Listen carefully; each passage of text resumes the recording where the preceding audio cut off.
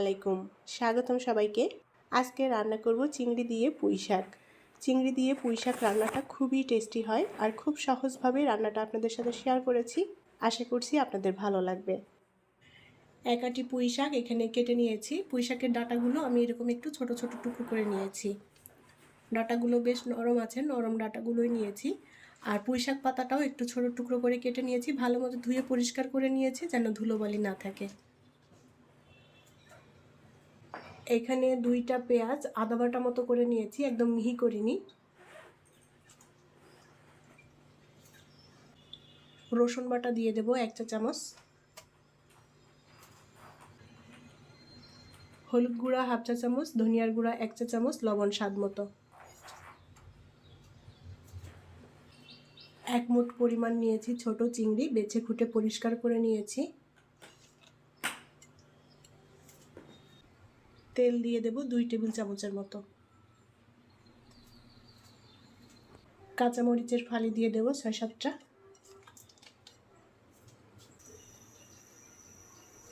এখন ভালো করে নেড়ে চেড়ে সব কিছু একত্রে মিলিয়ে নেব আর মিডিয়াম আঁচে শাকটা রান্না করে নেব। সব কিছু একবারে দিয়ে এইভাবে শাকটা রান্না করে নিলে রান্নাটা খুব তাড়াতাড়ি এবং সহজে হয়ে যাবে। শাকটা একটু কমে গেলে তারপরে ভালো করে নেড়ে চেড়ে দেব। উল্টাপাল্টা করে নেড়ে চেড়ে দিয়ে এখন সব কিছু একত্রে ভালো করে মিলিয়ে নেব। চিংড়ি দিয়ে পুঁই শাক রান্না অনেকভাবেই করা যায়, আমি আজকে খুবই সহজভাবে রান্নাটা শেয়ার করছি।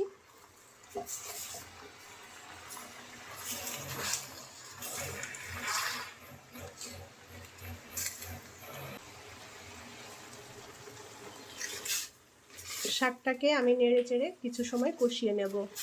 শাকের সাথে মশলাটা মিশে গেলে এটা খেতেও ভালো লাগবে।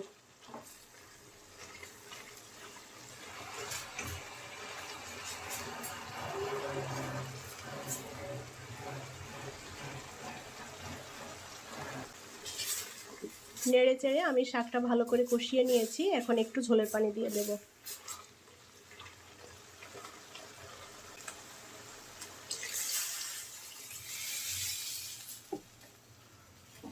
আমি অল্প ভেজা ভেজা ঝোল রাখবো সেভাবে পানি দিয়ে দিলাম।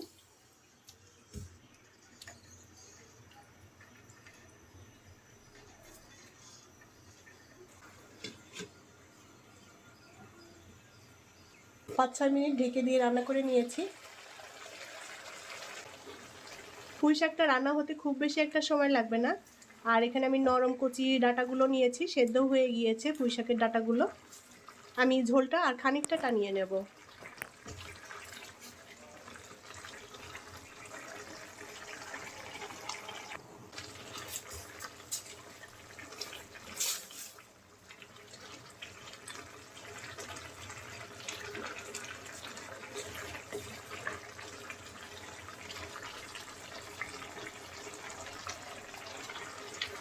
চিংড়ি দিয়ে পুঁই শাক রান্না হয়ে গিয়েছে আর এরকম একটু ঝোল ঝোল রেখেছি। এরকম ঝোল থাকলে ভাত দিয়ে খেতে ভালো লাগবে।